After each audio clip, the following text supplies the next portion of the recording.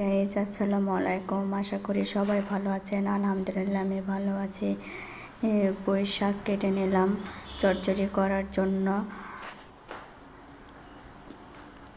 এদিকে লাউ শাক এর চচ্চড়ি হবে। লাউ শাকটা কেটে নিলাম।